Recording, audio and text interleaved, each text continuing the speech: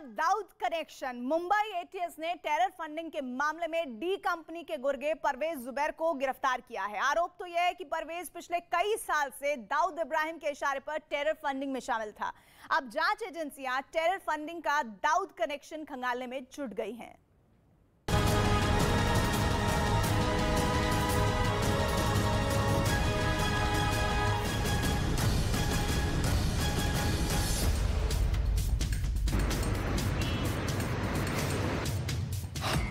Terror funding का Dawood connection, गिरफ्त में डी कंपनी का गुर्गा।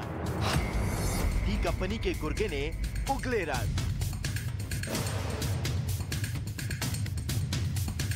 टेरर फंडिंग की कमर तोड़ते हुए मुंबई एटीएस ने डी कंपनी के गुर्गे परवेज जुबैर पर शिकंजा कसा। पिछले कई दिनों से फरार परवेज को एटीएस ने वर्सोवा इलाके में मौजूद उसके घर से धर दबोचा। आरोप है कि परवेज न सिर्फ देश विरोधी गतिविधियों में शामिल था, बल्कि भारत में आतंकी संगठनों को आर्थिक मदद भी पहुंचाया करता था।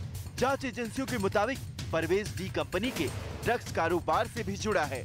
पैसा जो है वो हिंदुस्तान में आ रहा है और यहाँ पर टेररिस्ट एक्टिविटीज को प्रमोट करने के लिए पैसा यूज हो रहा है। टेरर फंडिंग में पकड़े गए परवेज पर जब न्यूज 18 ने छोटा शकील से फोन पर बात की तो उसने पल्ला झाड़ लिया। क्या आप इन्हें जानते हैं? परवेज जुबैर मेनन। उसको लेके जाओ, उल्टा लटकाओ उसको और उससे ही पूछो कि उसका डी कंपनी से क्या लेना देना है, क्या लिंक है। नाम जानते हैं, अभी तो फर्स्ट टाइम मैं नाम सुन रहा हूँ उसका, और ना अनीस से कोई लेना देना है। चैट से खुला टेरर फंडिंग का राज। दाऊद के छोटे भाई अनीस से बात। 8 साल में 54 बार दुबई गया परवेज। सूत्रों के मुताबिक जांच के दौरान परवेज के मोबाइल फोन से टेरर फंडिंग से जुड़े कुछ चैट भी मिले और दावा किया जा रहा है कि परवेज ने टेरर फंडिंग से जुड़ी चैट दाऊद के छोटे भाई अनीस इब्राहिम से की थी। सुरक्षा एजेंसियों के मुताबिक परवेज साल 2014 से 2022 के बीच 54 बार दुबई गया था। दावा तो ये भी किया गया था कि उस दौरान कई बार उसकी दुबई में अनीस इब्राहिम से मुलाकात भी हुई थी। असल में परवेज की गिरफ्तारी से पहले एनआईए और ईडी ने दाऊद इब्राहिम के करीबियों के ठिकानों पर छापेमारी की थी, जिससे उसके गैंग में हड़कंप मच गया। हालांकि इस मुद्दे पर छोटा शकील ने न्यूज 18 को सफाई दी। मुंबई में, महाराष्ट्र में अंडरवर्ल्ड डॉन दाऊद इब्राहिम के 29 से ज्यादा जो प्रीमाइसेस थे, ठिकाने थे उनके परिवार के, उनके ठिकानों पर एनआईए ने एक बड़ी रेड की थी पिछले महीनों में। देखिए, एजेंसी अपना काम कर रही है, उनका काम है। नहीं, वो अपना काम कर रही है, उनको अपना काम करने दें। छोटा शकील के बहनोई पर शिकंजा। एनआईए ने सलीम फ्रंट को किया गिरफ्तार। ईडी भी सलीम से कर रही है पूछताछ।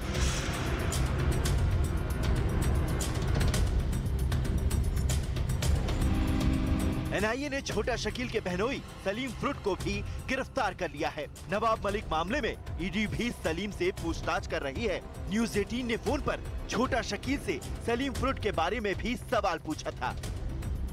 जो ग्रांट रोड से जो आपके साधु हैं सलीम फ्रूट्स, उनको भी डिटेन किया गया था। उनसे कई दौर की इंट्रोगेशन जो है वो एजेंसी ने की थी। उनसे किस तरह के रिश्ते आपके हैं? उनसे आपका ताल्लुकात क्या है? पारिवारिक है या कंपनी का कोई उनसे लिंक है, डी कंपनी का? देखिए, फैमिली में तो कंपनी से तो कोई लिंक नहीं है। फैमिली फैमिली है, ये एक अलग चीज है जी। कंपनी में कोई नहीं है, कंपनी से कोई लेना देना है किसी का भी, कोई भी फैमिली के कोई भी पर्सन का कोई लेना देना नहीं है।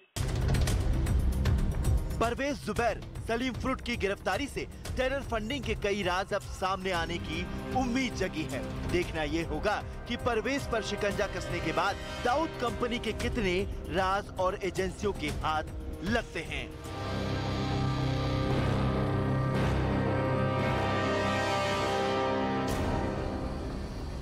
इधर डी कंपनी के गुर्गे परवेज पर अब एटीएस के हाथ कई और जानकारी भी लगी है। एटीएस के सूत्रों के मुताबिक साल 1993 में अवैध वसूली के केस में फरार होने के बाद परवेज डी कंपनी की मदद से दुबई में सेटल हो गया और वो दुबई से ही डी कंपनी के लिए भारत में ड्रग्स की सप्लाई का कारोबार चलाने लगा। हालांकि उसका परिवार मुंबई में ही था और इस बीच परवेज ने अनीस इब्राहिम के संपर्क में रहते हुए भारत में टेरर ऑपरेशन के लिए अलग अलग गुटों और संगठनों को पैसा मुहैया करवाया।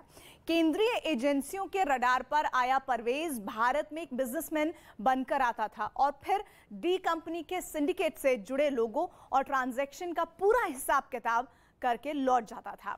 एक हफ्ते पहले केंद्रीय एजेंसियों को परवेज के मुंबई में मौजूद होने की जानकारी मिली थी, जिसे मुंबई एटीएस के साथ साझा किया गया और इसी के बाद दाऊद के छोटे भाई अनीस के सिपह सालार परवेज को धर दबोचा गया।